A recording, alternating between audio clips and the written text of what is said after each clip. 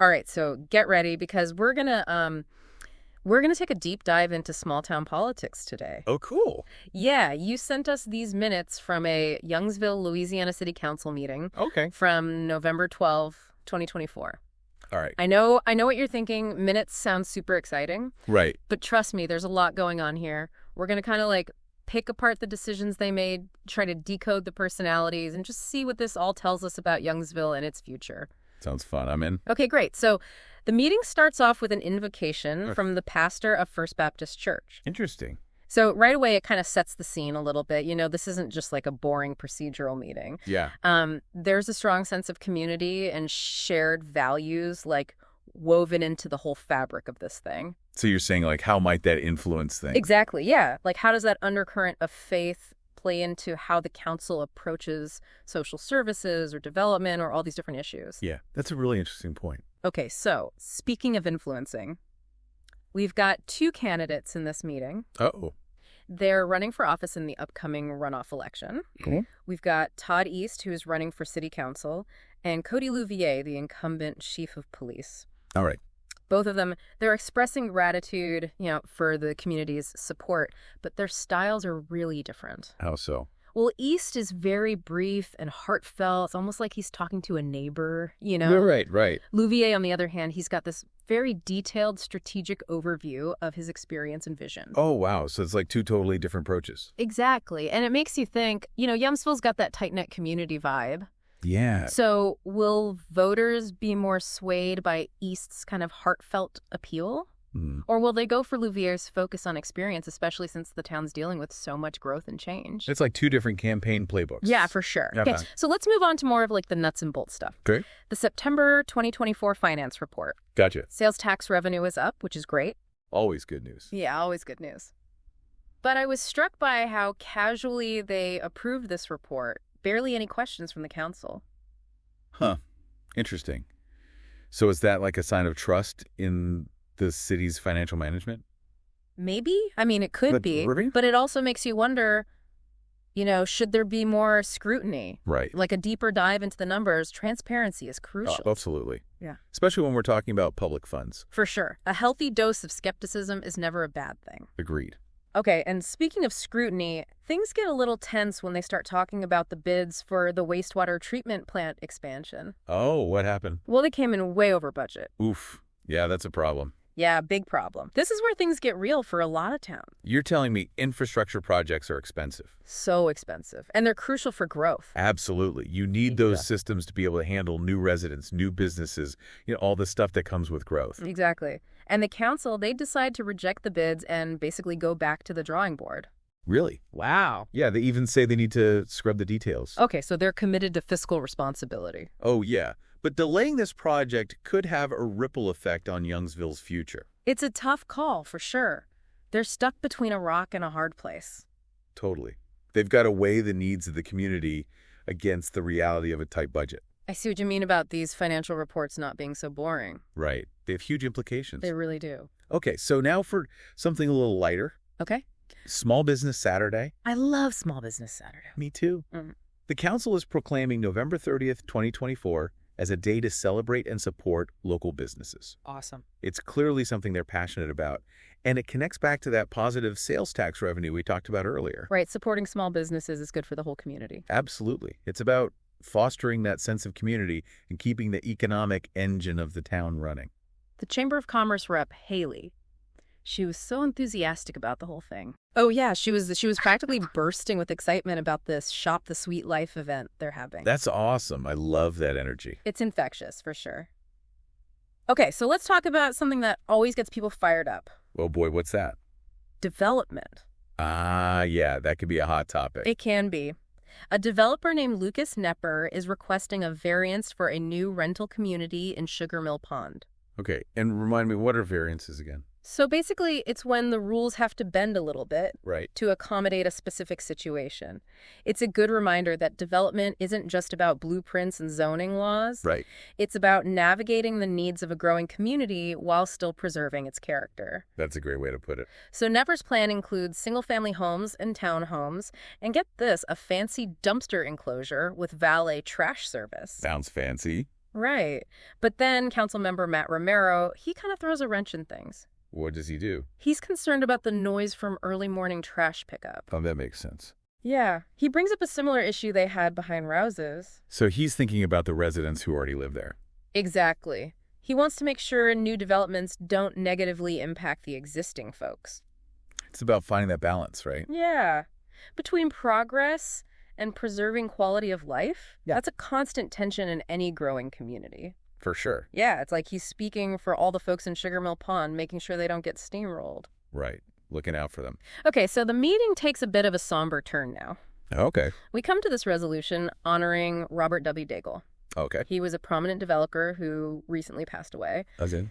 And the mayor's tribute was really something. Oh, yeah. He talked about how Daigle's impact on Youngsville, Yeah. especially through the Sugar Mill Pond development. It really makes you think, Hey, what's that? how individuals can shape a town Right. and leave a lasting legacy. It's not just about buildings. No, it's about community. Exactly. And often it's these partnerships between the public and private sectors that really make things happen. That makes sense.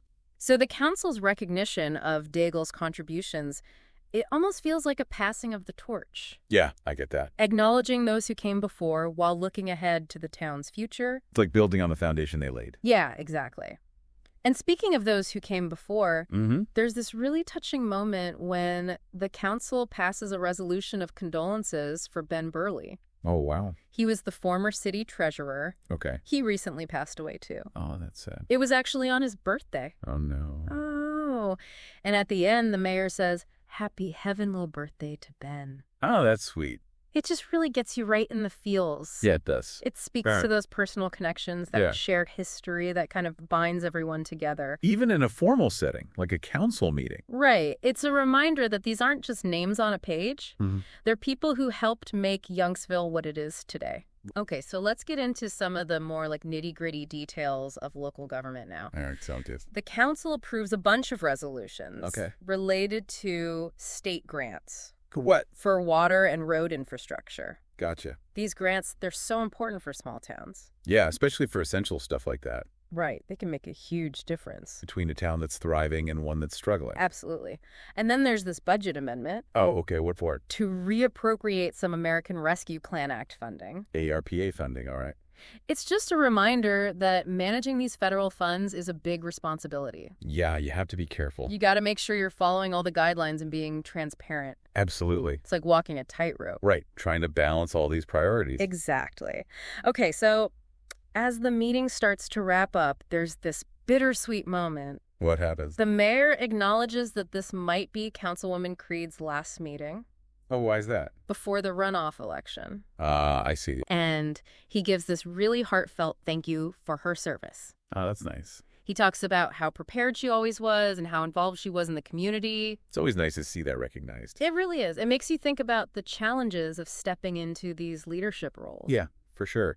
What does it take to effectively represent a community? Right. And how do you navigate those transitions? When someone new comes in, Making sure there's continuity, but also welcoming new ideas. it's a delicate balance. It is. So speaking of new ideas, Yeah. let's shift gears a bit and talk about some of the staff announcements. Oh, okay. What's going on there? So Pam, the city engineer, she gave updates on some infrastructure projects, Right. like the Anselm Cooley Detention Pond project Okay.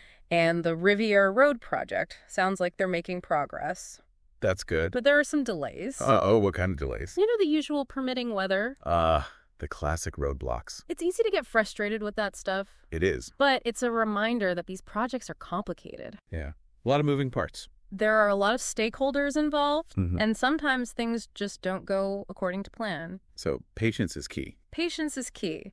And those delays, sometimes they're actually a good thing. How so? It means they're doing their due diligence, Well, making sure everything's done right. Checks and balances. Exactly. Mm. Okay, so we also heard from Tim from Parks and Rec. Oh, fun. He gave a rundown of all the sports programs and upcoming events. Sounds like they've got a lot going on. Yeah, Youngsville's got something for everyone. Like what? Youth soccer, the Christmas Under the Stars event at the amphitheater. Very cool. These programs, they're about so much more than just recreation. Right. It's about community. It's about building community, promoting healthy lifestyles, creating memories. Absolutely. All right, then we had Susan, the city's consulting engineer. Okay. She gave an update on the wastewater treatment plant and pump station upgrades. Any progress on those costs? Still working on it. It's a tough situation. It is. It's like this microcosm of the bigger economic pressures facing everyone. Yeah, rising costs, supply chain issues, it all adds up. And then Haley from the Chamber of Commerce, she was back. Oh, yeah. What's she up to? Promoting the Holiday Artisan Market. Sounds fun. It's a fundraiser for the inclusive playground. That's great. At the sports complex expansion, what I love about this is the collaboration. Oh, yeah. The Chamber isn't just about promoting businesses. Right. They're actively working to improve the community. It's a partnership. Partnering with the city to create a more inclusive space for everyone. I love that. So as we wrap up this deep dive into local politics, what are some key takeaways for you? Well, for me, it's just the realization that even a city council meeting is a microcosm of all the complexities and challenges facing communities across America. That's a great point. You know, we see that tension between progress and tradition, the struggle to balance budgets while meeting growing needs, and the importance of individual voices in shaping the future. Absolutely. It's a reminder that local politics is anything but boring. Perfect. There's drama, heart, and actually a surprising amount of humor in there. You're right about that. But most importantly, it's a testament to the power of community and the individuals who dedicate themselves to making their towns and cities better places to live. And let's not forget the lesson that we as citizens have a role to play in all of this. So true. Whether it's attending meetings, voicing our concerns, or simply staying informed, we can all contribute to shaping the future of our communities. You know, it's easy to get caught up in all the national stuff. Oh, yeah, for sure. Like the news cycles and social media debates and everything. That's a lot. And we forget that real change, like tangible change, Right. often starts right here in our own communities. In our own backyards. Exactly. And that brings us to you, the listener. Oh, hey there. As you go about your day today, Yeah? we want to challenge you to think about your own community. Okay, I'm listening. What are the big issues? Yeah, what's important? Who are the people making decisions that affect your life? Right, the ones shaping the future. And most importantly, what role do you want to play in all of that? That's a good question. Attending a council meeting might not be everyone's cup of tea. It's not for everyone. But there are so many ways to get involved. Like what? You can connect with local organizations, volunteer your time, or even just start a conversation with your neighbors. Oh, yeah, just talk about the issues. Exactly. It's about finding what resonates with you. What you're passionate about. Yeah, and then channeling that energy into action. I like that. Who knows, you might be surprised by the impact you can have. You never know. And if this deep dive has left you wanting to learn more about Youngsville, Yeah. we encourage you to keep digging. Keep exploring. Check out their town website, local news outlets. You can even just take a walk around your own neighborhood Oh, yeah, just observe. and pay attention to what's going on. You might be surprised by what you find. Always something new to discover. So that's it for our deep dive into local politics. It's been a journey. We hope you've enjoyed it I know I have. and that you've come away with a new appreciation for the power and importance of engaging at the local level. It all starts at the grassroots. It really does. Until next time, stay curious Stay informed. and most importantly, stay involved. We'll see you next time. Bye.